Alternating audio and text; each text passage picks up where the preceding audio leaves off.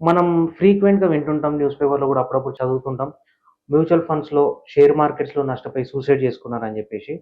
So, అలా కొంతమందికి mutual funds గురించి తెలుసు. ఇంకొంతమంది వాటిలో ఇన్వెస్ట్ చేసి దాని ద్వారా మ్యూచువల్ ఫండ్స్ గురించి తెలుసుకుంటారు.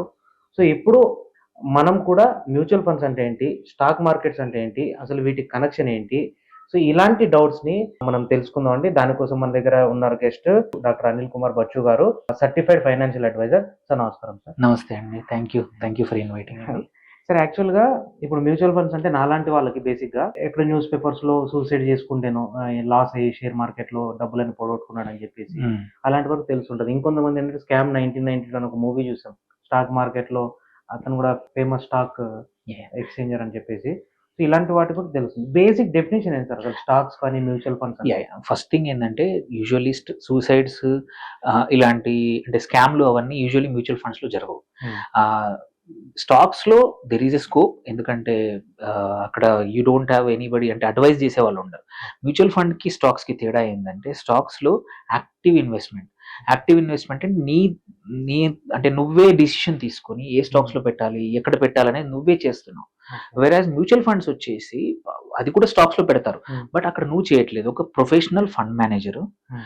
తన ఫండ్ మేనేజ్మెంట్ టీమ్‌తో అనలిస్ట్‌లతోటి, ఫైనాన్షియల్ అనలిస్ట్, మార్కెట్ అనలిస్ట్‌లతోటి ఓకే. డిసిషన్స్ తీసుకుంటారు. హ్మ్. అది పాసివ్ ఇన్వెస్ట్‌మెంట్ అంటారనమాట. మ్యూచువల్ ఫండ్స్‌లో పాసివ్ ఇన్వెస్ట్‌మెంట్. నీ decision is only up to a mutual fund స్కీమ్‌లో పెట్టాలి. హ్మ్. అది కూడా నీకు తెలియకపోతే నాలాంటి వాళ్ళు అంటే ఏ ఆహ్, కంపెనీలో ఇన్వెస్ట్ ఏ చేయాలి? మ్యూచువల్ ఫండ్ కంపెనీలో ఎట్లాంటి స్కీమ్‌లో పెట్టాలి. బికాజ్ నేను తర్వాత చెప్తాను మ్యూచువల్ ఫండ్‌లో చాలా రకాలుంటాయి. ఓకే. అది నీకు తెలిస్తే పర్లేదు. తెలియకపోతే నాలాంటి అడ్వైజర్స్‌తో వాడుకోవచ్చు. హ్మ్. హెల్ప్ తీసుకోవచ్చు. హ్మ్. తెలిస్తే మనమే దెన్ ఈ ఫస్ట్ డిస్టింక్షన్ ఏంటంటే స్టాక్స్‌లోనే ఈ స్కోప్ ఉంది. మ్యూచువల్ ఫండ్స్‌లో జనరల్‌గా ఏంటంటే ఒక ప్రొఫెషనల్ అడ్వైజర్ పెడతారు కాబట్టి ఓకే. మన డబ్బులు చీటింగ్ లాంటివి ఉండవు. హ్మ్. అండ్ సెబీ ప్రాపర్‌గా కంట్రోల్ సెబీ అంటే security exchange board of India అన్నమాట. ఓకే. సెబీ ప్లస్ ఆంఫి అంటారు. అసోసియేషన్ ఆఫ్ మ్యూచువల్ ఫండ్స్ అంటే సెల్ఫ్ గవర్నెన్స్ బాడీ. హ్మ్. ఈ 2 బాడీస్ ఆహ్, ఇన్వెస్టర్స్ మనీని అబ్సల్యూట్‌గా కాపాడతాయన్నమాట. ఓకే. మీరన్న 1992 మూవీ రిఫరెన్స్ ఉంది స్కామ్‌ది. ఆ! 92 అప్పటికి సెబీ యాక్చువల్లీ ఆ స్కామ్ తర్వాతే సెబీ ఫార్మ్ అయింది. ఓకే. అంటే అలాంటివి అవ్వకుండా. అవ్వకుండా ఇంతకుముందు ఆర్గనైజేషన్స్‌ని స్ట్రెంథెన్ చేసి హ్మ్. 1992 సెబీ బిల్ అని హ్మ్. చేయడం ఏంటంటే లాట్ ఆఫ్ స్ట్రక్చరల్ రిఫార్మ్స్ తీసుకొచ్చి డీమ్యాట్ అకౌంట్ అని ఇస్తారు యాక్సెస్. లేదంటే మన డబ్బులు వాళ్ళకిచ్చి వాళ్ళ అకౌంట్‌లో ట్రేడ్ చేస్తారు. ఓకే. అలాంటప్పుడు ఏమైద్దంటే వాడు అవతల వాడు మోసం చేసే అవకాశం ఉంది. బికాజ్ హ్మ్. డబ్బులకి గ్యారంటీ లేదు నీ డబ్బులకి. ఇంకొకటి సెకండ్ నీ డీమ్యాట్ అకౌంట్ వేరే వాళ్ళకి ఇచ్చేస్తే వాడు ఇష్టం వచ్చినట్టు ట్రేడ్ చేసుకోవచ్చు. ఓకే. సో ఇలాంటి ప్లస్ థర్డ్ వచ్చేసి ఎవరో ఒకరు టిప్స్ ఇస్తా ఉంటారు. హ్మ్. ఆ టిప్స్ మీద ఆశపడి ఒకసారి మనకు అనుకున్నట్టు లాభాలొస్తాయి. డబ్బులొస్తాయి. ఆ! యెస్. ఒకసారి రాగానే గ్రీడ్‌తో ఏమైద్దంటే రూ. 10కి రూ. 100 వచ్చాయి గదా! అని హ్మ్. ఈసారి అప్పు తెచ్చి రూ. 1000 పెడతారు. అది క్యాసినో లాంటి దాంట్లోనే. ఆ! సో 100 పెట్టంగానే ఒక 1000 వస్తది. 1000కి ఇంకో 10,000 యాడ్ చేసి పొడగొట్టుకుంటారు. జనరల్‌గా అదే అన్నమాట. Usually investors greed is the cause పోయిన చోటే డబ్బులు సంపాదించుకోవడం అనే ఇంకొక కామన్ హ్మ్. మిస్టేక్ చేస్తారు జనాలు. దీనివల్ల ఏమవుద్దంటే, అరే ఇక్కడే పోయాయి రూ. 1,00,000 పోయాయి. ఇంకో హ్మ్. కష్టమైనా సరే అప్పు తెచ్చి మరి 1,00,000 చేసి 2,00,000 చేస్తాను, అప్పు తీర్చేసుకుంటాను అనే దాంతో లోపలికి దిగిపోతా ఉంటారు. ఓకే. అదొకటి.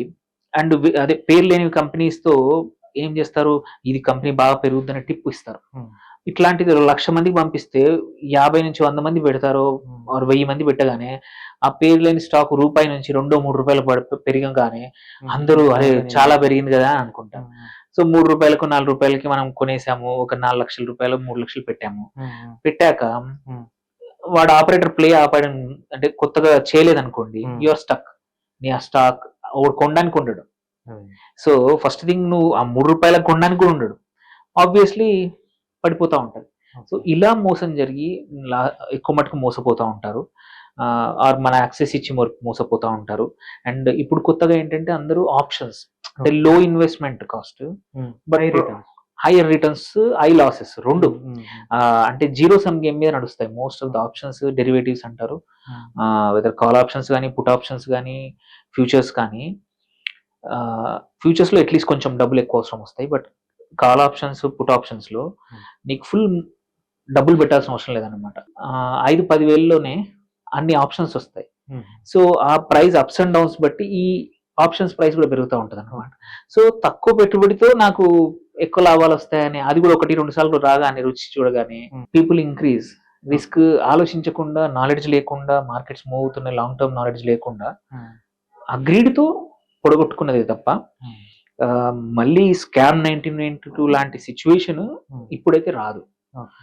ఏమన్నా ఇండివిజువల్ స్టాక్ వాళ్ళు ఇండివిజువల్ కంపెనీలో లాస్ వాళ్ళు చేసుకోవడం తప్పించి వాటి వల్ల కానీ యాజ్ ఏ ఇన్వెస్టర్స్ కి మ్యూచువల్ ఫండ్స్ లో అయితే అసలు ఉండదు. రీజన్ ఏంటంటే దేర్ ఆర్ మల్టిపుల్ చెక్ లిస్ట్లు అనుకోండి, ఆర్ చెకింగ్ మెకానిజమ్స్ ఉన్నాయి.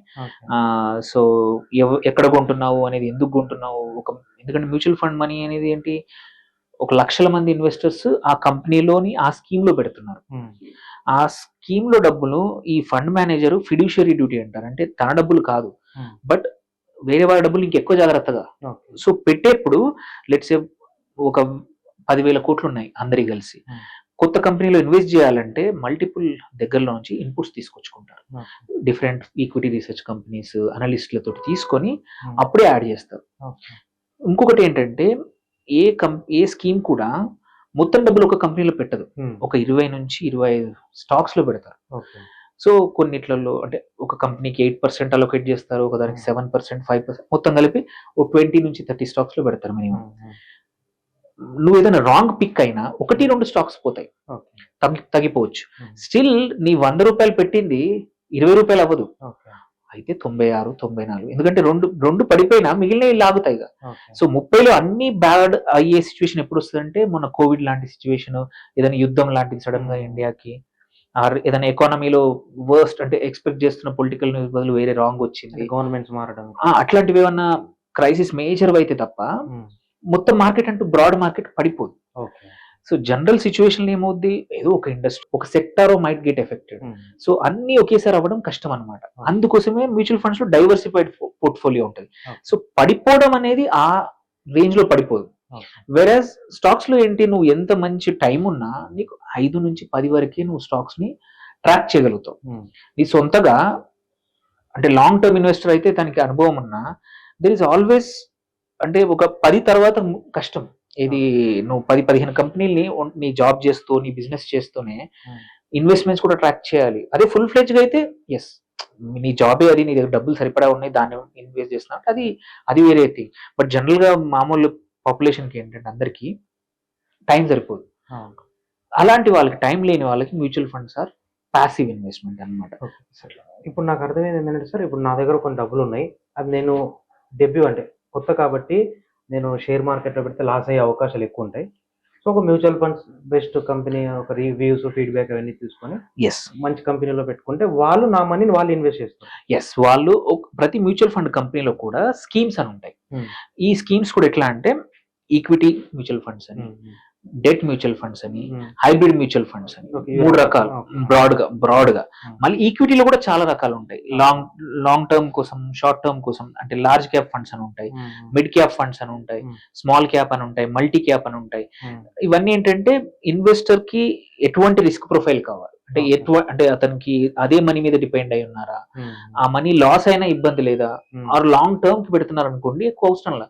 So based on investor profile ని, రిస్క్ ప్రొఫైల్ ని బట్టి యూ కెన్ చూస్ అన్నమాట. Small cap, large cap, mid cap, multi cap, రకరకాల ఈక్విటీ. కంపెనీ డిసైడ్ చేస్తారా, ఇండివిజువల్ డిసైడ్ చేసుకోవాలి?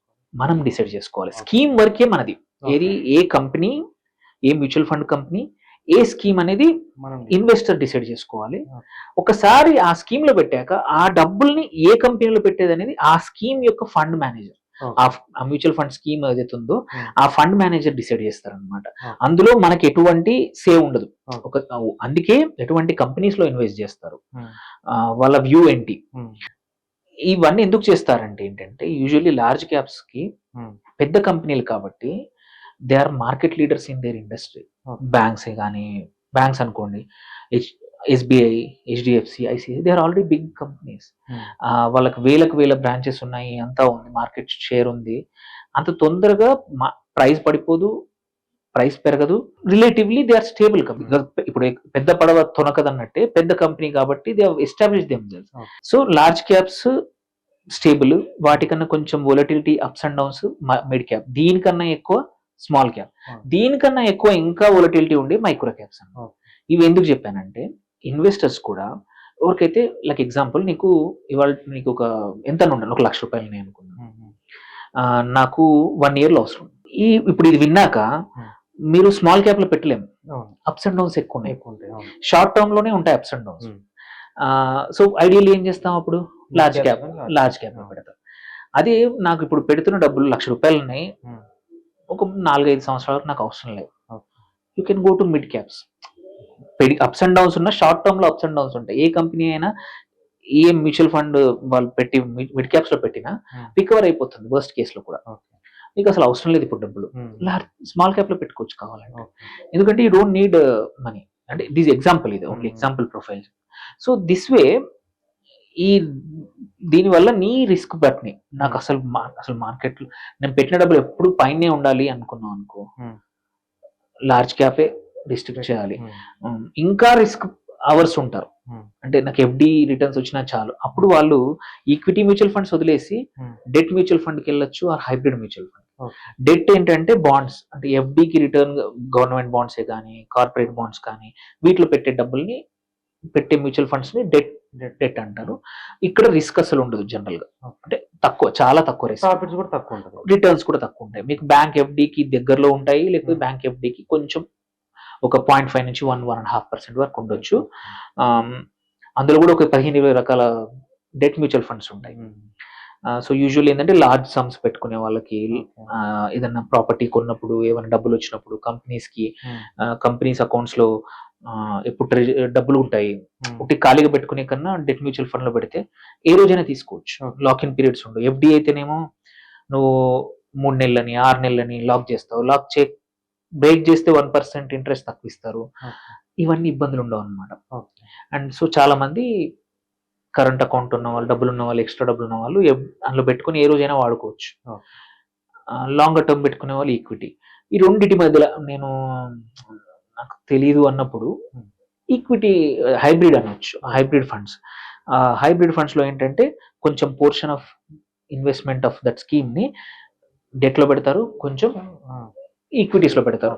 అందులో కూడా ఈక్విటీ హైబ్రిడ్ అంటే ఈక్విటీ 65% పెడతారు, 35% డెట్ పెడతారు. అదే డెట్ హైబ్రిడ్ ఉంటది, అందులో ఫోకస్ 65 డెట్ మీద పెడతారు, 35 ఈక్విటీ. సో ఇవంతా ఎలా అంటే ఇన్ని రావడం వల్ల ఇన్వెస్టర్ కూడా డబ్బులు పెట్టే వాళ్ళకి కూడా నా రిస్క్ ప్రొఫైల్ ఏంటి, నాకు ఎప్పుడు డబ్బులు కావాలి, దాన్ని బట్టి నువ్వు డబ్బుల్ని డివైడ్ చేయొచ్చు. అండ్ ఈ అన్ని స్కీములు కూడా ఎక్కడ ఇన్వెస్ట్ చేస్తున్నారు అనేది ప్రతి ఒక్కరికి everyday end of the day 10 గంటలకు అంతా ఇన్ఫర్మేషన్ ఓపెన్ ఉంటుంది. అంటే ఇప్పుడు మనం ఒక HDFC మ్యూచువల్ ఫండ్ లో ఎగ్జాంపుల్ స్మాల్ క్యాప్ డబ్బులు పెట్టాం, మనం పెట్టిన డబ్బులు ఏ కంపెనీలో ఎక్కడెక్కడ ఉన్నాయో ప్రతిరోజు మనకి క్లారిటీ ఉంటుంది, ట్రాన్స్పరెంట్. ఇవాళ ఈ ఫండ్ వాల్యూ ఎంత అనేది రాత్రి 10 o'clock అప్డేట్ అయిపోతుంది. సో మార్కెట్ ఏ రోజు అయితే అయిపోద్దో మార్కెట్ రోజు చివరిలో అయిపోతుంది. సాటర్డే సండే మార్కెట్స్ ఉండవు కాబట్టి ఆ రోజు అప్డేట్ అవ్వదు. So they are many ways to track చేయొచ్చు అనమాట. NAV అంటారు, net asset value of each unit. So అంత ట్రాన్స్పరెన్సీ. నీకు రిస్క్ ప్రొఫైల్ని బట్టి ప్రోడక్ట్స్ ఉన్నాయి, అండ్ పెట్టే పద్ధతి కూడా. ఇంకోటి, నా దగ్గర అంత లేవు అనుకోండి, నేను ఓన్లీ నెలకు ఒక 10,000 పెట్టగలుగుతాను. Yes, there are methods to invest also. SIP అంటారు. SIP is nothing but systematic investment plan పేరు, బట్ అండర్లైన్ మనం పెట్టే డబ్బులు మాత్రం మ్యూచువల్ ఫండ్ లోనే పెడతాం. ఒకేసారి పెట్టకుండా ప్రతి నెల ఇంత అమౌంట్ ఈ స్కీమ్ లోకి మనం ముందే డిఫైన్ చేసేసి ఇస్తున్నాం అనమాట. ఆటోమేటిక్ గా మన బ్యాంక్ అకౌంట్ నుంచి ఒకసారి రిక్వెస్ట్ ఇస్తే ప్రతి నెల మనం ఒక లోన్ EMI వెళ్ళినట్టు ఇది కూడా మంచి EMI. లోన్ EMIs మనం ఇంట్రెస్ట్ కడుతున్నాము, ఇక్కడేమో మనం పెట్టిన డబ్బులకి ఇంట్రెస్ట్ వస్తుంది, గ్రో అవుతాయి, అడ్వాంటేజ్. సో బెటర్ మంచి EMI ఏంటంటే SIP. SIP అయితే అదే రెగ్యులర్ గా మనం సేవ్ చేయొచ్చు. అలా కాకుండా నా దగ్గర ఉన్నాయి అన్నప్పుడు లంసమ్ అంటారు, అది వన్ టైం, ప్రతి నెక్స్ట్ టైం పెడతావా లేదని నీ ఇష్టం. So SIP is equivalent to recurring deposit. అంటే చూసుకుంటే బ్యాంకులో రికరింగ్ డిపాజిట్ అన్నట్టు ఇక్కడ కూడా అంతే. ఇది కూడా ఎప్పుడంటే అప్పుడు ఆపొచ్చు. దెర్ ఈజ్ నో, అంటే ఇప్పుడు ఒక 10 సంవత్సరాల కానీ స్టార్ట్ చేసాము, 1 year తర్వాత నాకు కుదరట్లేదు, యూ కెన్ స్టాప్. లేదు, ఒక 3 నెలలు నేను పని చేయట్లేదు, నా శాలరీ ఆగిపోయింది, పాజ్ చేయొచ్చు. లేదు, నాకు అసలు ఉద్యోగ డబ్బులు కావాలి, పెట్టిన డబ్బు ఏ రోజైనా తీసుకోవచ్చు అనమాట. సో స్టాండర్డ్ గా 2 days వెయిటింగ్ పీరియడ్ ఉంటుంది, 3rd day రోజు నీ అకౌంట్ లో డబ్బులు పడతాయి. ఇక్కడ ఎక్కడ కూడా క్యాష్ ట్రాన్సాక్షన్స్ ఉండవు. So you're saved. ఇన్వెస్టర్ కి ఎప్పుడు కూడా ఎవరు డబ్బులు చేతిలో నుంచి డబ్బులు తీసుకోరు, నువ్వు చెక్ రూపంలో ఇవ్వాలి, నెట్ బ్యాంకింగ్ ద్వారా, యూపీఐ ద్వారా తప్ప నువ్వు ఎవరికి క్యాష్ ఇవ్వట్లా. సో నీకు మోసం జరిగే అవకాశం నిల్, అంటే అన్లెస్ నువ్వు చెక్ సిగ్నేచర్ చేసి క్రాస్ చేయకుండా ఎవరికైనా ఇస్తే తప్ప, అంటే జనరల్ ఫ్రాడ్, చెక్ ఫ్రాడ్, కానీ మామూలుగా నువ్వు ఎవరికి ఇక్కడ ఇస్తే కూడా ఇండివిజువల్ పేరు ఇవ్వవు. హెచ్డిఎఫ్సి మ్యూచువల్ ఫండ్ అయితే హెచ్డిఎఫ్సి, ఐసిఐసిఐ మ్యూచువల్ ఫండ్ అయితే దాని పేరు మీద ఇస్తాం. సో మోసం జరిగే అవకాశమే లేదు. రిస్క్ పర్సెంట్ ఎంత ఉంటుంది సార్ ఈ mutual funds? Very good question అండి. అదే ఇప్పుడు స్టాక్స్ లో మీరు అంటాం, మనం చాలా చూస్తాం స్టాక్స్ లో మోసం అంటే లాస్ అయ్యి చేస్తాం. ఎందుకంటే అక్కడ ఏమవుద్దంటే నీ డబ్బులన్నీ కాన్సన్ట్రేటెడ్ ఒకటో రెండో స్టాక్స్ లో పెడతావు, అది బయాస్డ్. నీకు ఈ స్టాక్ బాగుంది ఆరు ఇది బాగాలేదని ఎవరో చెప్పుంటారు, ఫ్రెండ్స్ చెప్పుంటారు, వాడికి చెప్పిన మళ్ళీ నువ్వు చేస్తున్నావు. వేరే మ్యూచువల్ ఫండ్ అట్లా కాదు, నేను చెప్పినట్టు పోర్ట్ఫోలియో ఇంతకుముందు చెప్పినట్టు బిల్డ్ చేస్తారు కదా. సో ఇక్కడ లాస్ అంత హ్యూజ్ గా ఉండదు, కాన్సన్ట్రేషన్ ప్రాఫిట్స్ కూడా, బికాస్ డైవర్స్ పోర్ట్ఫోలియో ఉంది కాబట్టి this is better than any other market returns. ఇది బ్యాంకుల కన్నా బాగుంటుంది. ఎందుకు ఇప్పుడు ఎగ్జాంపుల్ ఈ లార్జ్ క్యాప్ ఉన్నాయండి, హిస్టారిక్ యావరేజెస్ తీసుకుంటే 14-15% వస్తాయి. ఎక్కడ కూడా ఇక్కడ మోసం జరిగే అవకాశం usually nil to none general గా. అంటే లాస్ పర్సెంట్ అంటున్నాను, ఒక 20% లాస్ ఉంటుంది. లేదండి, ఇది అట్లా ఉండదు. మార్కెట్ ఎగ్జాంపుల్ మీరు చూడండి, జస్ట్ ఎగ్జాంపుల్ తీసుకోండి, ఏదన్నా ఒక రోజు మార్కెట్ 2% డౌన్ ఉంది, ఇది బ్రాడ్ షేర్ మార్కెట్. ఇప్పుడు ఎగ్జాంపుల్ 70,000 బదులు 68,000 ఉంది, అంటే 2,000 పడిపోయింది. 70,000 కంటే 3% పడింది అనుకో, 2.5-3% పడింది. నీ మ్యూచువల్ ఫండ్ కూడా మాక్సిమం అంతే పడుతుంది.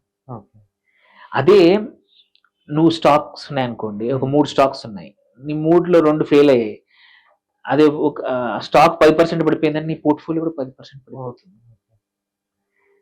వెరాజ్ ఇక్కడ ఒక స్టాక్ పడిపోయినా, ఒక స్టాక్ ది కాన్సన్ట్రేషన్ నీ నువ్వు పెట్టిన 100 రూపాయల్లో 8%, 4% ఉంది. నువ్వు పెట్టిన 100లో 4 రూపాయలే ఆ స్టాక్ లో పెట్టారు. 4 రూపాయల స్టాక్ 25% పడిపోయింది అనుకుందాం ఎగ్జాంపుల్. 4 రూపాయలకి 25 పోతే ఎంత? 1 రూపీ. అంటే నీ 100 99 రూపాయలు అయింది. అదే నువ్వు ఆ మొత్తం నీ డబ్బులన్నీ తీసుకెళ్ళి ఆ 100 రూపాయలు అందులో పెట్టావు, 25 రూపాయలు పడేది. ఆ 3 డివైడ్ చేసిన 15 పడేది. సో ఇక్కడ బ్రాడ్ మార్కెట్ తో పాటే నీ ఇన్వెస్ట్మెంట్ పడిపోవడం కానీ పెరగడం కానీ మోర్ ఆర్ లెస్ ఉంటుంది, ప్లస్ 1 or 2%. ఎందుకంటే యాక్టివ్ గా ఇన్వెస్ట్ చేస్తుంది, అంటే మొత్తం అన్ని స్టాక్స్ సెలెక్ట్ చేయకుండా ఆ ఫండ్ మేనేజర్ నచ్చిన 30 కాబట్టి చాలా మటుకు ఫండ్స్ యావరేజ్ గా మార్కెట్ రిటర్న్స్ ఇస్తాయి, కొన్ని అబోవ్ ఇస్తాయి. బేస్డ్ అది కూడా మనకు తెలుస్తుంది, ఫండ్ మేనేజర్ హిస్టరీ ఎలా ఉంది, పర్ఫార్మెన్స్. సో ఇక్కడ లాస్ అనేది బేస్డ్ ఆన్ ద బ్రాడ్ మార్కెటే. వెరీ రేర్లీ మార్కెట్ కన్నా ఎక్కువ లాస్ అనేది తక్కువ. మాక్సిమం 5 to షార్ట్ టర్మ్ లో నీకు అప్స్ అండ్ డౌన్స్ ఉంటాయి, ఏది మ్యూచువల్ ఫండ్స్ లో ఎస్పెషల్లీ. అంటే మార్కెట్ తో పాటు పెరగడం, మార్కెట్ తో పాటు తగ్గడం. రెస్పాన్సిబిలిటీ తీసుకుంటారు సార్? అవసరం లేదండి, లేదు. ఇక్కడ లాస్ అంటే ఏంటంటే ఇస్తున్నారా? ఇప్పుడు మ్యూచువల్ ఫండ్స్ అనేది కాంపిటీషన్ అయిపోయింది, లేదు అసలు ఉండదు, ఆప్షన్ ఉండదు. ఎందుకంటే ఇక్కడ ఇవ్వలేరు, పద్ధతి అది కాదు, రూల్ కూడా అది కాదు. ఎందుకంటే ఇక్కడ లాస్ కూడా నోషనల్ లాసే. ఇవాళ నీ వాల్యూ నెగిటివ్ లో కనబడుతుంది. లెట్స్ నువ్వు 100 రూపాయలు పెట్టావు, మార్కెట్ 10% పడిపోయింది నెల రోజుల్లో. సో నీ 100 90 అయింది. బట్ 90 అయింది అంటే ఆ రోజు తీస్తేనే 90. నీ నంబర్ ఆఫ్ యూనిట్స్ ఆ రోజు అలాట్ చేసిన యూనిట్స్ అలాగే ఉన్నాయి. ఎగ్జాంపుల్ ఒక ల్యాండ్ 100 గజాలు కొన్నాము, 1000 రూపాయలతో కొన్నాము. అక్కడ ఏదో నెగిటివ్ గా పొల్యూషన్ వచ్చింది, ఏదో ఫ్యాక్టరీ వచ్చింది, 1000 రూపాయల గజం పోయి 900 అయింది. అంటే నువ్వు 100 రూపాయలు లాస్ గజానికి, 100 గజాలకి 10,000 లాస్. ఆ లాస్ ఎప్పుడు నువ్వు అమ్మేస్తే వచ్చిన లాస్, బుక్ చేస్తేనే వస్తుంది, అమ్మేయకుండా అలాగే ఉంచుతున్నాం. ఆ ఫ్యాక్టరీ గవర్నమెంట్ తీసేసింది ఒక 2 years తర్వాత, 1000 పోయి 5,000 అయింది. సో నువ్వు ఆ రోజు బుక్ చేసి ఉంటే లాస్, బట్ నువ్వు తర్వాత అట్లే ఉంచేస్తే పెరుగుతుంది. వాళ్ళ దగ్గర ప్రాఫిట్స్ లో షేర్ ఎంత మాత్రం తీసుకుంటారు? వాళ్ళు ప్రాఫిట్ షేర్ అంటూ ఉండదు, it's a fund management charge, FMC fund management expense ratio అంటారు. ప్రాఫిట్స్ పూర్తిగా నాకే. ప్రతిరోజు ఏదైతే వాల్యూ కనబడుతుందో దట్ ఈస్ ఆఫ్టర్ ఎక్స్పెన్స్, నీకు అదే నీ వాల్యూ. సపోజ్ నువ్వు ఇవాళ ఒక 1 year పెట్టావు, ప్రతి నెల 10,000 అంటే నువ్వు 12 నెలల్లో 1,20,000 పెట్టావు. 1,20,000 పెట్టి ఎగ్జాంపుల్ 1 year తర్వాత నీకు 1,40,000 చూపిస్తుంది. జస్ట్ ఎగ్జాంపుల్ కి 1,40,000 అదే వస్తుంది అమౌంట్. నీ అమౌంట్ ఎంత కనబడుతుందో అదే నీది. వాళ్ళ ఎక్స్పెన్సెస్ రేషియోస్ వచ్చేసి మోస్ట్ ఆఫ్ ద కంపెనీస్ 0.5 నుంచి యాన్యువల్, 0.5 నుంచి 1.5 వరకు. అండ్ బట్ రిటర్న్స్ కనబడేటివి రిపోర్ట్ చేసేవి పోస్ట్ దిస్ ఎక్స్పెన్సెస్.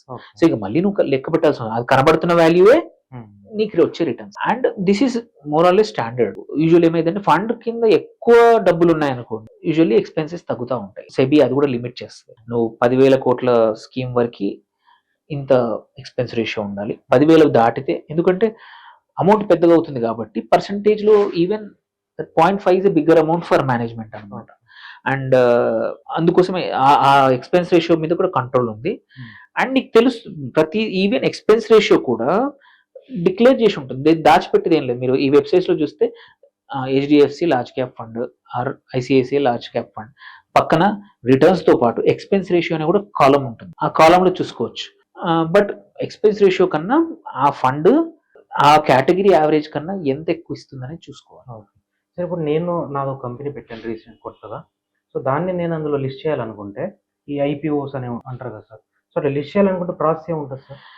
అది టోటలీ డిఫరెంట్ టాపిక్, బట్ చెప్తాను జనరల్ గా.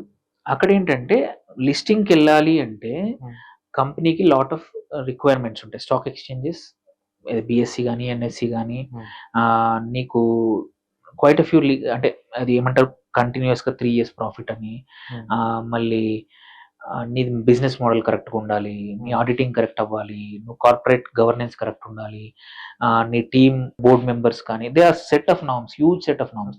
అది ఇన్వెస్ట్మెంట్ బ్యాంకింగ్ కొన్ని మంచి సిఏ ఫర్మ్స్ ఉన్నాయి, వాళ్ళు హెల్ప్ చేస్తారు. బట్ యూజువలీ చిన్న కంపెనీలు, కొత్త కంపెనీలు డైరెక్ట్ గా లిస్ట్ అవ్వడం ఇప్పుడు ఉన్న మార్కెట్ సిచ్యువేషన్ లో ఈజీ కాదు, ఎవరు పెట్టరు కూడా. ఎందుకంటే ఇప్పుడు దారుణపోయే వాళ్ళు ఎవరైనా వచ్చి కంపెనీ పెట్టేసి నేను ఇది పెడుతున్నాను చెయ్యి అంటే జనరల్ పబ్లిక్ అయితే పెట్టలేరు.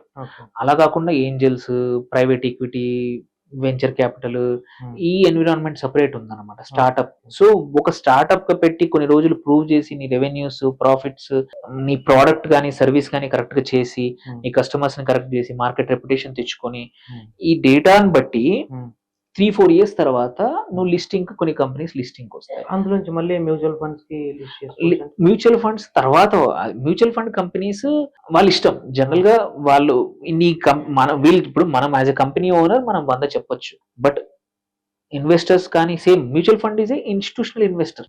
నీ డబ్బులు పెడుతున్నారు, సో వాళ్ళు ఇన్స్టిట్యూషన్ మనలాగా 100 మంది డబ్బులు తీసుకెళ్లి ఎక్కడ పెట్టాలో వాళ్ళు ఆలోచిస్తారు. యూజువల్ లిస్టెడ్ కంపెనీలో పెడతారు, అన్లిస్టెడ్ కంపెనీలో ఇప్పుడు ఇండియాలో అలౌ లేదు. సో అదొక అడ్వాంటేజ్. రీటైల్ ఇన్వెస్టర్స్ కి అడ్వాంటేజ్ అనుకోండి, డిసడ్వాంటేజ్. బట్ అడ్వాంటేజ్ ఎందుకంటే నీ డబ్బులు అంత ఈజీగా పోవు. బికాస్ లిస్టెడ్ కంపెనీలో ఏమి జరుగుతున్నా ప్రతి క్వార్టర్ మన స్టాక్ ఎక్స్చేంజెస్ కి కంపెనీ ఇన్ఫార్మ్ చేయాలి. సో నువ్వు as a owner of the company మీరు అన్న సిచ్యువేషన్ లో స్టాక్ మార్కెట్ నుంచి డబ్బులు తీసుకోవాలంటే ఇమ్మీడియట్ గా పెట్టగానే మాత్రం జనరల్ గా ఇబ్బంది రాదు, నీకు ఆప్షన్ రాదు. ఒక few years compulsory in operation ఉండాలి విత్ ప్రూవెన్ డేటా, ఫైనాన్షియల్స్ అన్ని కరెక్ట్ గా మనం సబ్మిట్ చేసి ఉండాలి, లైసెన్స్ ఇవన్నీ చూస్తారనమాట. ఎందుకంటే వేరే వాళ్ళు పెడుతున్నారు డబ్బులు అండ్ నీ కంపెనీలో పెడుతున్నారంటే మీరు అన్ని కరెక్ట్ చేస్తేనే పెడతారు. సో షెల్ కంపెనీస్ అనేది యూజువల్లీ స్టాక్ మార్కెట్ కి సంబంధం ఉండదు. ఎందుకంటే జనరల్ గా ఏంటంటే కొన్ని ఇండివిజువల్స్ అనుకోండి, కంపెనీస్ కూడా ఒక పర్పస్ కోసం అని తయారు చేసి పెట్టేస్తారు. లోన్స్ వరకైనా సరే ఇవి లేదండి. షెల్ కంపెనీస్ ప్రతిసారి లోన్ కి కాదు, ఈవెన్ యాసెట్స్ కోసం కూడా రీరూట్ చేయడానికి, వాళ్ళ కంపెనీ నేమ్ హైడ్ చేయడానికి. కొన్నిసార్లు ఏమవుద్ది, ఇప్పుడు మన ఒక కాంపిటీషన్ ఉంది ఒక చోట, positive method of shell companies ఎందుకు యూజ్ చేస్తే పాజిటివ్ మెథడ్ కూడా వాడుకోవచ్చు, నెగిటివే కాదు. నీ కాంపిటీటర్ కి తెలియకూడదు నువ్వు ఆ రేస్ లో ఉన్నావని, అలాంటప్పుడు చేస్తారు. ఆర్ నువ్వే పార్ట్నర్ అని తెలియకూడదు, అంటే ఈజీగా తెలియకూడదు. అంటే వెళ్ళి ఇన్వెస్టిగేషన్ చేస్తే అన్ని తెలుస్తాయి, కానీ ఇన్వెస్టిగేషన్ కాకుండా కూడా జనరల్ గా తెలియకుండా ఉండడానికి షెల్ కంపెనీస్ లో వాడతారు. మళ్ళీ ఇంకొకటి ఏంటంటే ఏదైనా వేరే ఐడియా ఉంటది, మళ్ళీ ఆ టైంలో దొరుకుతుందో లేదో నేమ్ అవన్నీ అని కొద్దిమంది క్రియేట్ చేసుకుంటారు. ఇవన్నీ పాజిటివ్ యూజెస్ అనమాట. అండ్ కొన్నిసార్లు ట్యాక్సెస్ కోసం మేనేజ్మెంట్ చేసుకోవడానికి, బయట ఇన్వెస్ట్మెంట్స్ ని మేనేజ్ చేయడానికి పాజిటివ్ మెథడ్స్ ఉన్నాయి. అలా కాకుండా చాలా మంది ఏంటంటే హైడ్ చేయడానికి వాడతారు. బట్ దానికి యూజువలీ ఒక కంపెనీ లిస్ట్ అయిందంటే మాత్రం స్టాక్ మార్కెట్ లో ఎటువంటి షెల్ అంత ఈజీ కాదు. ఎందుకంటే ప్రతి ఒక్కటి నీ సబ్సిడియరీ ఆ కంపెనీ ఏం చేస్తా ఉంది. ఇప్పుడు సపోజ్ ఒక లిస్టెడ్ కంపెనీ ఇంకొక కంపెనీకి 50 లక్షలు ఇచ్చింది, అప్పు ఇచ్చినా డిస్క్లోజ్ చేయాలి. ఎందుకు ఇచ్చావు, అది ఇన్వెస్ట్మెంటా అప్పా. కొన్నిసార్లు ఏమవుతుంది, ఎగ్జాంపుల్ ఒక ఆటో కంపెనీ ఉంది, మారుతి ఉంది, ఒక కీ కాంపోనెంట్ ఉంది, Hmm. దొరకట్ల. ఆ కాంపోనెంట్ కోసం 4-5 కంపెనీలు ఫైట్ చేస్తున్నాయి. సో ఆ వెండర్ ఎవరైతే ఉన్నారో వాడికి, అరే నేను నీకు ₹1,00,00,000 ఇస్తాను, నాకే ఫస్ట్ ప్రిఫరెన్స్ ఇవ్వు అని స్ట్రాటజిక్ ఇన్వెస్ట్మెంట్స్. Hmm. నాకు ఇంట్రెస్ట్ ఇవ్వద్దు, ఈ 1 crore ఉంచుకో పెట్టుబడి లాగా, Hmm.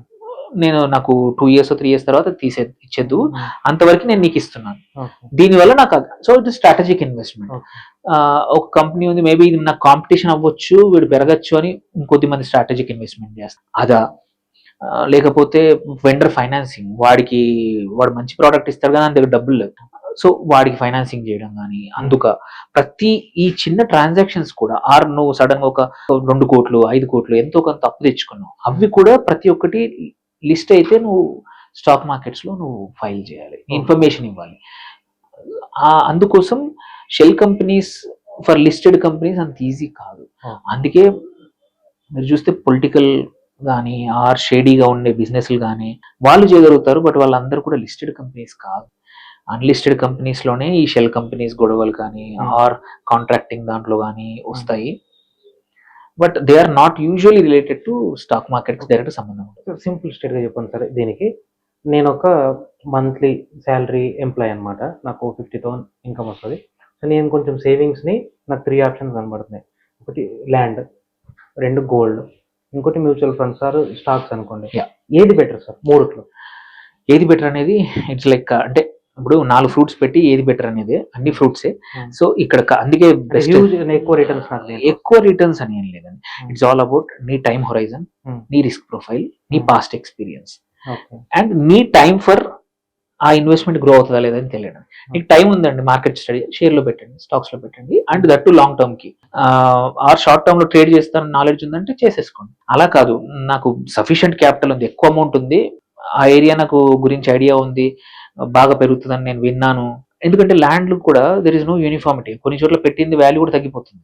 సో అది నీకు ఐడియా ఉంది అంటే, ఫేర్ వాల్యూ ఉందంటే అందులో పెట్టు. నాకు ఎక్కువ ఐడియా లేదు, టైం లేదు, బట్ నాకు ఎఫ్డి వద్దు, కొంచెం మంచి రిటర్న్స్ కావాలి, మ్యూచువల్ ఫండ్ లో పెట్టుకోండి. నేను ఎవరిని నమ్మను, ఏ రోజైనా డబ్బులు కావాలి, నా ఫ్యామిలీలో ఇంతకుముందు గోల్డ్ ఎప్పుడు మంచి హెల్ప్ చేసింది, గోల్డ్ లో పెట్టుకోవచ్చు. సో దీస్ ఆల్ ప్రతి ఒక్క ఇన్వెస్ట్మెంట్ యాసెట్లు ఉన్నాయి కదా, దానికి కొన్ని క్యారెక్టరిస్టిక్స్ ఉన్నాయి. దాన్ని బట్టి కొద్దిమంది అసలు వేరే వాడిని నమ్మరు, గోల్డ్ ని నమ్మరు. So there is nothing wrong, అది రైట్ ఆ రాంగ్ గా చెప్పట్లే. గోల్డ్ జనరల్ గా మీకు హిస్టారిక్ యావరేజ్ తీసుకుంటే 5 to 6% పెరుగుతుంది, 5 to 6%. అది mostly uniform, gold uniform. Advantage ఏంటంటే ఎప్పుడు కావాలంటే అప్పుడు వచ్చేస్తాయి amount, instant. Yes, mutual funds లో కూడా అదే అంటున్నాను. సో లిక్విడిటీ గోల్డ్ కి కావాలంటే అమ్మేసేసి ఇమీడియట్ గా వస్తుంది. మ్యూచువల్ ఫండ్స్ లో 2 days పడుతుంది, ఏది ఈక్విటీ అయితే. లిక్విడ్ అయితే 1 day పడుతుంది. స్టాక్స్ లో కూడా నెక్స్ట్ డే వస్తాయి, or same day square off చేసినా నెక్స్ట్ డే డబ్బులు వస్తాయి. అప్స్ ఆర్ డౌన్స్ అనేది తెలియదు, ఏ వాల్యూ ఉంటే ఆ value. Gold usually long term లో ఎప్పుడు పెరుగుతాయి, సేమ్ స్టాక్స్ కూడా కానీ మ్యూచువల్ ఫండ్స్ కూడా లాంగ్ టర్మ్ లో పెరుగుతాయి. ల్యాండ్ లో లిక్విడిటీ ఉండదు, పెరగచ్చు, బట్ నువ్వు అమ్ముదామన్నప్పుడు బయర్ దొరకకపోవచ్చు. సో లిక్విడిటీ యూజువల్లీ ల్యాండ్స్ లో ఆర్ ఎనీ రియల్ ఎస్టేట్ లో లిక్విడిటీ అంత ఈజీ కాదు. అందుకే చాలా ఎక్సెస్ అమౌంట్ ఉంది, మనకు అవసరం లేదు ఇమీడియట్ గా అంటేనే అందులో పెట్టాలి. నాకు ఎప్పుడు ఏం అవసరం వస్తుందో తెలియదు అన్నప్పుడు నాకు కొంచెం కావాలి అంటే గోల్డ్ లో. సో అందుకే ఏమంటారంటే, మీ question actually leads to what we do regular. Financial planning and portfolio planning చేస్తారు. ఎవరు కూడా don't keep all eggs in one basket అంటారు. ఎందుకు అంటే ఇది అనమాట పర్పస్. నీ దగ్గర ఉన్న నువ్వు నెలకి 20,000 సేవ్ చేస్తున్నావు అనుకోండి, 20,000 మొత్తం ఐడియల్ గా ఒక దగ్గర పెట్టకుండా కొంచెం ఒక 30% గోల్డ్ లో పెట్టుకొని, ఒక 30% టువర్డ్స్ రియల్ ఎస్టేట్. ఒక్కసారి కొనలేము, మనకు వచ్చే 7,000-8,000తో ఒకసారి కొనలేము, బట్ కొంచెం పక్కన అక్యుములేట్ చేసుకుంటూ ఒక 10% లాంగ్ టర్మ్ షేర్స్ కి, ఆర్ ఇంకొక 30% కలిపి 30 or 20% మ్యూచువల్ ఫండ్ షేర్స్ పెట్టేసుకుంటే, దీనివల్ల ఏమవుతుందంటే ఓవర్ పీరియడ్ ఆఫ్ టైం నీ పోర్ట్ఫోలియో డైవర్స్ అవుతుంది, బ్యాలెన్స్ అవుతుంది. సో నువ్వు యూజువల్ అంత డబ్బులు అన్ని ఒకేసారి అవసరం వాడాల్సిన అమౌంట్ కావాలంటే గోల్డ్ ఉంచుకోవచ్చు, లేదంటే ఆర్ నీకు అవసరం ఉంటే మ్యూచువల్ ఫండ్ తీయొచ్చు. సో అందుకే డైవర్సిఫై చేసుకోవడం, పోర్ట్ఫోలియో బిల్డింగ్ అనేది వెరీ ఇంపార్టెంట్. అందుకే ఎవరైనా సేన్ గా ఎవరైనా ఆలోచించే డబ్బులు సేవ్ చేసే వాళ్ళు ఒక చోట పెట్టరు. ఈవెన్ ఫర్గెట్ అబౌట్ ఇన్ని యాసెట్స్ లో, ఈవెన్ ఒక్క యాసెట్ లో పెట్టినా అన్ని ల్యాండ్లు అంత డబ్బులు ఒక ల్యాండ్ లో పెట్టరు. డబ్బులు సఫిషియెంట్ గా ఉంటే 3-4 చోట్ల పెడతారు. స్టాక్స్ కూడా అంతే 3-4 స్టాక్స్ పెడతారు. మ్యూచువల్ ఫండ్స్ కూడా ఒక దగ్గర వాళ్ళు 2-3 రకాల్లో పెడతారు. సో ఫస్ట్ థింగ్ ఈ స్టార్ట్ సేవింగ్. అది ఏదో రూపంలో కానివ్వండి, వెదర్ ఇట్స్ గోల్డ్, ఏదో ఒక రూపంలో సేవ్ చేయండి. ఫస్ట్ సేవింగ్ ఈజ్ ద మంచి హ్యాబిట్. సో వేరే అన్ని ఖర్చు పెట్టే హ్యాబిట్లు ఆర్ వేరే అలవాట్ల కన్నా సేవింగ్ ఈజ్ మంచి అలవాటు. అది అలాగే పెట్టిన వేస్ట్. లేదండి, ఫస్ట్ మీరు డబ్బులు అలా పెడితే వాల్యూ పోతుంది. ఇన్ఫ్లేషన్ ద్రవ్యులు మన ఇన్ఫ్లేషన్ అంటారు కాబట్టి అది మన డబ్బుల వాల్యూ ప్రతిరోజు పడిపోతుంది. కానీ సో అందుకే ఫస్ట్ సేవ్ చేయాలి. సేవ్ చేయడం అలవాటు అయ్యాక ఎక్కడ మంచి సేవ్ చేద్దామని, అది నీ పర్పస్ ను బట్టి. ఎవరు కూడా నువ్వు గోల్డ్ మంచిది ఇది మంచిది అంటే నమ్మద్దు. Because it's generic advice. It is never మంచిది అనేది ఏమీ లేదు. నీ పర్పస్ ను నీ బట్టి. సో అదే తేడా. అంటే గోల్డ్ అమ్మేవాడు గోల్డ్ మంచిది అంటాడు, మ్యూచువల్ ఫండ్ చేసేవాళ్ళు మ్యూచువల్ ఫండ్ మంచిది అంటారు, ల్యాండ్ అమ్మేవాళ్ళు ల్యాండ్ మంచిది అంటారు. In the end as a మనం డబ్బులు పొదుపు ఎవరు చేస్తున్నారో వాళ్ళు చూడాల్సిందే.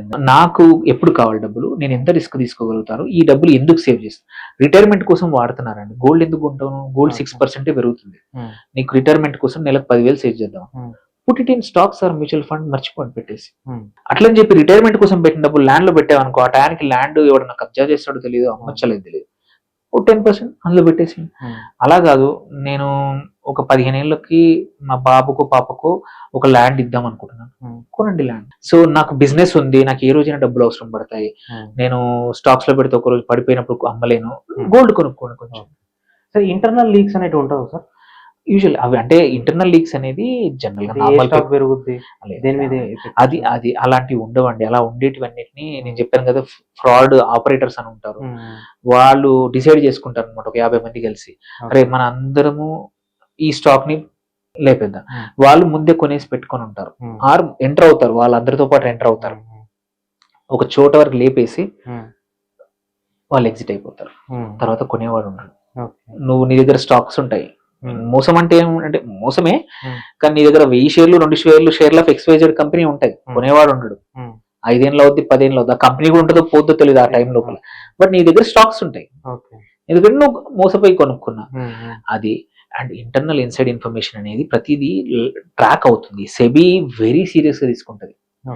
ఇది ఓన్లీ పెరిగేది తగ్గేది అనేది మనకు జనరల్ గా ఎవరైతే అందరూ నేర్చుకునేది ఏంటంటే, బ్రాడ్ ఇండస్ట్రీ ఎటువైపు వెళ్ళి ఆ కంపెనీ ఏం చేస్తుంది అనేది ప్రతి క్వార్టర్ కి రిపోర్ట్ పబ్లిష్ చేస్తారు, యాన్యువల్ రిపోర్ట్ పబ్లిష్ చేస్తారు, అండ్ ఏదైనా మేజర్ అనౌన్స్మెంట్స్ న్యూస్ పబ్లిష్ చేస్తారు. దాన్ని బట్టి జనాలు అర్థం చేసుకొని ఆ ఇండస్ట్రీ, లెట్స్ ఈవీ ఒక 10 years లో ఇలా ఉండబోతుంది, ఆటోమొబైల్స్ ఇట్లా ఉండబోతున్నాయి, ఆర్ పెట్రోలియం ఏమవుతుంది అంతే తప్ప సైడ్ ఇన్ఫర్మేషన్ నమ్మద్దు. దే ఆర్ జస్ట్ ఏమైనా జరిగినా అది criminal offence, usually very rare. మీరు ఇండియన్ మార్కెట్ లో అంత ర్యాంపెంట్ ఉంది అనడానికి కూడా లేదు. So usually information is open. Only thing ఏంటంటే 10 నిమిషాల తర్వాత వస్తుందా, 15 నిమిషాల తర్వాత వస్తుందా. నువ్వు అవాయిడ్ గా న్యూస్ రీడ్ చేస్తున్నావు, రిపోర్ట్స్ రీడ్ చేస్తున్నావు అనుకోండి, ఇమ్మీడియట్ గా ఇన్ఫర్మేషన్ క్యాచ్ చేసి నువ్వు యాక్ట్ చేయగలుగుతావు. Your first mover advantage. అలా కాకుండా నువ్వు మెల్లిగా రోజుకి ఒకటేసారి చదువుతావు, దెన్ యు ఆర్ ఆ టైం. ఇప్పుడు నీకు XYZ స్టాక్ పెరగచ్చు అనే ఇన్ఫర్మేషన్ ఇట్లా ఆ కంపెనీ వాళ్ళు ఒక ఆర్డర్ వచ్చింది, ఎగ్జాంపుల్ L&T ఉంది, L&Tకి ఖతార్లోను సౌదీ అరేబియాలో 20,000 కోట్లు 5,000 కోట్ల ఆర్డర్ వచ్చింది అనేది న్యూస్ ఇట్లా ఫ్లాష్ అయింది, నీకు తక్కువ చూసావు అంతే తప్ప అదర్. అండ్ ఈవెన్ అప్పుడు ఏమైందంటే ఆ రోజు కానీ L&T ముందు వెనకాల వరకు ఉన్నా కానీ company employees, key people, they will be tracked. So అందుకోసమే inside information is very difficult. అలాంటిది జనరల్ బయట మామూలు ఇన్వెస్టర్లకు అసలు రాదండి. సో మ్యూచువల్ ఫండ్స్ లో ఇన్వెస్ట్ చేయాలనుకునే వాళ్ళకి మోసపోకుండా మీరు ఇచ్చే సజెషన్స్ ఏంటి? ఏం లేదండి, ఫస్ట్ థింగ్ ఇంపార్టెంట్ థింగ్ ఏంటంటే, మ్యూచువల్ ఫండ్స్ లో పెట్టాలంటే మీరు డబ్బులు ఎందుకు సేవ్ చేస్తున్నారు, ఎన్ని రోజులు సేవ్ చేస్తున్నారు, ఈ 2 క్లారిటీ కావాలి. దాన్ని బట్టి మీకు కావాల్సిన కేటగిరీ చూస్ చేసుకోండి, ఈక్విటీయా, డెట్టా, హైబ్రిడ్ అని. అది కేటగిరీ చూస్ చేసుకున్నాక అందులో కూడా రకరకాలు ఉన్నాయన్నమాట. వెరీ లాంగ్ టర్మ్ అయితే ఇట్లాంటి ఫండ్స్, వెరీ షార్ట్ టర్మ్ అయితే ఇట్లా. నా రిస్క్ ప్రొఫైల్, ఎందుకంటే it all depends on the risk profile. కొద్దిమందికి నష్టం కాదు, డబ్బులు నెగిటివ్ లో కానీ చూడడం కూడా నచ్చదు. నీది అలాంటి మెంటాలిటీ. కొద్దిమంది ఐ డోంట్ మైండ్ -10 అయినా పర్లేదు, -30 కూడా అవుతుంది కదా అనే రిస్క్ టేకర్స్ ఉంటారు. నీ ఎటువంటి రిస్క్ ప్రొఫైల్. అందుకే మీరు చూస్తే ప్రతి మ్యూచువల్ ఫండ్ స్కీమ్ దగ్గర రిస్క్ మీటర్ ఉంటుంది, రిస్కోమీటర్ అని. వాడు ఇస్తాడు, మోడరేట్ రిస్కా, రిస్కియరా, ఇస్తాడు. You can select which kind of mutual fund you want. So scheme class చేసుకోండి, ఆ తర్వాత ఏ స్కీమో చూసుకోండి. అంతే తప్ప జనరల్గా ఇక్కడ మీకు ఎక్కడ క్యాష్ ఇవ్వట్లేదు కాబట్టి ఇబ్బంది లేదు. ఓన్లీ థింగ్ ఏంది, ఎవరికైనా చెక్స్ ఇస్తున్నారు అంటే క్రాస్ చేసి ఇవ్వండి, అమౌంట్ రాసి ఇవ్వండి, ఆ మ్యూచువల్ ఫండ్ పేరు రాసి ఇవ్వండి. అంతే తప్ప అదర్వైజ్ జనరల్గా మ్యూచువల్ ఫండ్స్లో మోసాలు జనరల్గా ఉండవు. ఎందుకంటే ఇట్స్ ఆల్ ఇన్స్టిట్యూషనలైజ్డ్. ప్రతిరోజు ఏం జరుగుతుందో మ్యూచువల్ ఫండ్ కంపెనీ చెప్పాలి. వీళ్ళ స్టాక్స్, వీళ్ళు కొనే షేర్లు కూడా ఆ మ్యూచువల్ ఫండ్ కంపెనీ దగ్గర ఉండవు, ఇంకొక రిజిస్ట్రార్ దగ్గర ఉంటాయి. సో దట్ వే మన ఇన్వెస్టర్స్ డబ్బులు ఎప్పుడు కూడా సేఫ్ గార్డ్ అయి ఉంటాయి. అండ్ వీళ్ళు ఎక్కడ కొన్నారో అన్ని తెలుస్తాయి జనాలకి.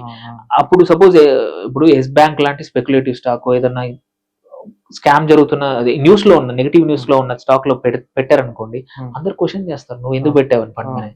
సో వాళ్ళు కూడా 1కి 4 సార్లు రాదు. సో జనరల్ గా జరగవు అనమాట మోసాలు. స్టాక్ షేర్స్ లో పెట్టేప్పుడు నువ్వు ఎవరు మాట వింటున్నావు, ఎటువంటి కంపెనీ అనేది అక్కడ స్కోప్ ఉంది మోసాలకు. కానీ యూజువల్లీ మ్యూచువల్ ఫండ్స్ లో మోసాలకి అవకాశం లేదు. ఓకే. సో ఈ డీమ్యాట్ అకౌంట్ ఏంటి సార్? డీమ్యాట్ అకౌంట్, డీమ్యాట్ వచ్చేసి నేమ్ లోనే ఉంది, డిమెటీరియలైజేషన్.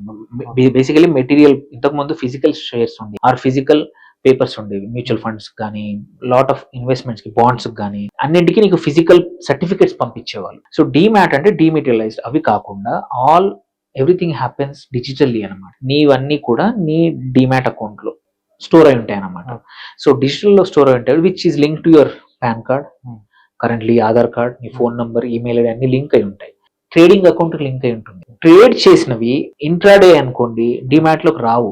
షేర్లు అదే రోజు కొనేసి అమ్మేస్తాం ట్రేడింగ్ అకౌంట్. అలా కాకుండా నువ్వు డెలివరీ తీసుకుంటే నీ డిమాట్ లో, బట్ నీ demat account trading account linked అన్నమాట. సో డిమాట్ లో బేసికలీ చాలా మంది అందరు మేజర్ గా యూజ్ చేసి స్టాక్స్ కోసం, but you can also buy mutual funds, you can also buy bonds. అన్ని థింగ్స్ ని మనము డిమాట్ రూపంలో అక్కడ పెట్టుకోవచ్చు. And it's a good way, అంటే it's like a wallet store అన్నట్టు, బేసికలీ ఒక లాకర్ లాగా అనమాట. అండ్ డిజిటల్ ఉంటుంది కాబట్టి అంత ఇన్ఫర్మేషన్ కానీ అన్ని ఆటోమేటెడ్ ఉంటాయి, ఇన్స్టంట్ యాక్సెస్ ఉంటుంది, అన్ని ట్యాక్సెస్ కానీ అన్ని కూడా ఆటోమేటిక్ గా సెటిల్ అవుతాయి. ఫిజికల్ గా అయితే కష్టం అనమాట. సార్ ఇప్పుడు అంటే నా లైఫ్ ని చూసుకుంటే, నేను రెగ్యులర్ నా డైలీ రొటీన్ ఏంటంటే ఆఫీస్కి రావడం, వర్క్ చేసుకోవడం, వీకెండ్స్ అయితే ఒక సినిమాకి వెళ్ళడం, ఇంతవరకే అంటే జనరల్ పీపుల్ మైండ్ వెళ్తుంది. ఇలాంటి వాళ్ళకి ఈ సిస్టమేటిక్ ఇన్వెస్ట్మెంట్ ప్లాన్ అనే దానిపైన మీరు ఏం చెప్పాలనుకుంటారు? That is the best option. ఎందుకంటే మీరు ఒకసారి ఒక అమౌంట్ డిసైడ్ చేసేసుకుంటారు, ప్రతి నెల నాకు శాలరీ 5th వస్తుంది, సో ప్రతి నెల 7th నా ఎస్ఐపి కట్ కావాలి. 7th సండే అయితే 8th నాడు కట్ అవుతుంది, 7th సాటర్డే అయితే 9th రోజు కట్ అవుతుంది. సో అండ్ ఎంత అమౌంట్, నాకు 50,000 వస్తున్నాయి, నేను 20,000 వరకు సేవ్ చేస్తాను, 30,000 ఖర్చు, 30,000 మాక్సిమం ఖర్చు. సో 20,000 అని డిసైడ్ చేసావు. అది ఒక స్కీమ్ లో అయితే ఒక స్కీమ్ 20,000, ఆ 2 స్కీముల్లో 10,000 పెడదాం అనుకుంటున్నావు, ఆ 4 స్కీములు 5,000 పెడతాను, నీ ఇష్టం. ఆ date, schemes and A bank account నుంచో మనం ముందే డిసైడ్ చేసేసాం, అండ్ ఏ స్కీమ్ లోకి వెళ్ళిపోతున్నాయి, ఆటోమేటిక్ వెళ్ళిపోతాయి. అడ్వాంటేజ్ ఏంటంటే నువ్వు ప్రతిరోజు తిరిగి చూసుకోవాల్సిన అవసరం లేదు, నువ్వు లాంగ్ టర్మ్ పెట్టావంటే. అండ్ ఇది నాట్ ఏ స్టాక్, టక్కున అన్ని పడిపోయిందా, మార్కెట్ పడిపోతే ఎస్ నీకు తెలుసు, నీ మార్కెట్ తో పాటు నీ మ్యూచువల్ ఫండ్ పోర్ట్ఫోలియో కూడా కరెక్షన్ వస్తుంది, బట్ ఇవాళ రేపట్లో. బట్ లాంగ్ టర్మ్ ఏమైందంటే ఎప్పుడు రిటర్న్స్ యూజువల్లీ పాజిటివ్ గానే ఉంటాయి, అంటిల్ అన్లెస్ మేజర్ ఈవెంట్ తప్ప. సో నువ్వు ఎక్కువగా డబ్బులు పక్కకు సేవ్ చేయడం ఆటోమేటిక్ అయిపోయింది, నువ్వు ఆలోచించుకోవాల్సిన అవసరం లేదు, నీ పనిని నువ్వు నీ ఫోకస్ చేసుకోవచ్చు. అది అడ్వాంటేజ్ ఎస్ఐపితో. అండ్ కాస్ట్ అడ్వాంటేజ్ అంటే మార్కెట్ పెరిగినప్పుడు డబ్బులు వెళ్తున్నాయి, తగ్గినప్పుడు వెళ్తున్నాయి, ఇర్రెస్పెక్టివ్ ఆఫ్ మార్కెట్ సిచ్యువేషన్. ప్రతి నెల నువ్వు చెప్పిన రోజు డబ్బులు ఆటోమేటిక్ వెళ్ళిపోతున్నాయి. సో కాస్ట్ యావరేజ్ అవుతుంది అనమాట. నువ్వు మార్కెట్ లోకి ఎంటర్ అయ్యేది, సపోజ్ ఒకేసారి కొన్నావు అనుకోండి, స్టాక్ ప్రైస్ 50 రూపాయలప్పుడే కొన్నావు అంటే మొత్తం పెట్టేసినట్టే. అలా కాకుండా ఎస్ఐపిలో ఏంటి, నువ్వు ప్రతి నెల XYZ డేట్ రోజు అవుతున్నప్పుడు ఓవర్ పీరియడ్ లైక్ తీసుకుంటే యావరేజ్ అవుతుంది. సో అదొక అడ్వాంటేజ్. మార్కెట్ పెరిగినా యావరేజ్ తో, మార్కెట్ తగ్గినా ఒకే రోజు పెట్టట్లేదు. మార్కెట్ సపోజ్ ఇవాళ పెట్టాం, ఈ నెల 10,000 పెట్టిన దానికి 100 యూనిట్ల బదులు 105 యూనిట్లు రావచ్చు. యావరేజ్ తీసుకుంటే నీకు number of units or fix అవుతా ఉంటాయి, యూనిట్స్ మారవు. యూనిట్స్ ఒకసారి నీ ఫోలియోలోకి వచ్చాయంటే, ఫోలియో అంటే బ్యాంక్ అకౌంట్ లాగా ఈక్వలెంట్ అనమాట. నీ నంబర్ ఉంటుంది ప్రతి దానికి, ప్రతి స్కీమ్ కి సపరేట్ ఫోలియో కావాలంటే ఒకటే ఫోలియోలో మల్టిపుల్ పెట్టుకోవచ్చు. నీ units fixed, net asset value is apps and downs, market ని బట్టి పెరగడం కానీ తగ్గడం కానీ జరుగుతుంది అనమాట. సో మన వాల్యూ అప్స్ అండ్ డౌన్స్ ఉంటాయి, యూనిట్స్ అట్లాగే ఉండిపోతాయి. సో దీనివల్ల ఏంటంటే నీకు రోజు చూసుకోవాల్సిన అవసరం లేదు. డబ్బులు పెడుతున్నావు ఆటోమేటిక్ వెళ్ళిపోతున్నాయి. ఇంకొకటి మేజర్ థింగ్ ఇక్కడ అడ్వాంటేజ్ మ్యూచువల్ ఫండ్స్ మనం డిస్కస్ చేయాల్సింది, ఇందులో నువ్వు ఎవరి మీద డిపెండ్ అవ్వాల్సిన అవసరం లేదు. ఏ వాల్యూ అయితే కనబడుతుందో అది నీకు ఏ రోజు అంటే ఆ రోజు వచ్చేస్తాయి. నువ్వు వాళ్ళ రిక్వెస్ట్ పెడితే 2 వర్కింగ్ డేస్ తర్వాత 3rd వర్కింగ్ డే రోజు నీ బ్యాంక్ అకౌంట్లో ఉంటాయి. అదే నువ్వు చిట్స్ లో పెట్టే వాళ్ళు ఉంటారు, లేకపోతే వేరే వాళ్ళకి డబ్బులు అప్పిచ్చే వాళ్ళు ఉంటారు, అక్కడ you are dependent on other person. ఇక్కడ మ్యూచువల్ ఫండ్ లో అలా ఏం లేదు. ఓపెన్ ఎండెడ్ స్కీమ్స్ అన్ని కూడా ఏ రోజు నువ్వు అమ్మితే ఆ రోజు 3rd డే నీకు ఇవ్వాల్సిందే డబ్బులు. సో నీకు లిక్విడిటీ అనేది అండ్ బయ్యర్ అనేది నీ ప్రోడక్ట్ కి నీ సేవింగ్స్ కి రెడీగా ఉంది. అదే ల్యాండ్ కొంటే నీకు తెలియదు, నీకు 2 రోజుల్లో అమ్మలేవు, నువ్వు అమ్మినా డబ్బులు వస్తాయో లేదు తెలియదు. యాక్చువల్లీ నీ దగ్గర డబ్బులు నేను కూడా ఎవరికి తెలియదు. అది ఇంకో అడ్వాంటేజ్. ఎవరితో జనాల్లో జనరల్ గా ఏంటంటే బంగారం కొన్నారంటే నీ దగ్గర ఉందని తెలిసిన అవకాశం ఉంది, ల్యాండ్ కొన్నావంటే నీ దగ్గర ఉందని అవకాశం ఉంది. ఇన్ని రకాల అడ్వాంటేజెస్ ఉన్నాయి. ఇది ప్యాసివ్ ఇన్వెస్టర్ కి ఎవరికైతే టైం లేదు, నాలెడ్జ్ లేదు, మార్కెట్ లేనప్పుడు ఇది చేసుకోవచ్చు. Thank you very much sir for having your time. Thank you అండి. Thank you. ఓకే అండి, చూసారు కదా. సో మ్యూచువల్ ఫండ్స్ సంబంధించిన ఎన్నో డౌట్స్ని ఈ ఇంటర్వ్యూ ద్వారా క్లియర్ చేశాను అనుకుంటున్నాను. సో ఇలా మీకు కూడా ఇంకేమైనా డౌట్స్ ఉన్నా, దేనికైనా సంబంధించి ఏ దానికి సంబంధించి డౌట్స్ ఉన్నా మీరు దానికి కామెంట్ చేయొచ్చు. నేను అలాంటి వాళ్ళని అందులో ఉన్న ప్రొఫెషనల్స్ పిలిచి ఇంటర్వ్యూ చేయడానికి ట్రై చేస్తాను. సో ఇలాంటి ఇంటర్వ్యూ కోసం, ఇలాంటి కంటెంట్ కోసం మీరు సబ్స్క్రైబ్ చేసుకోండి మా ఛానల్ని. Like, share, comment and subscribe. Thank you very much.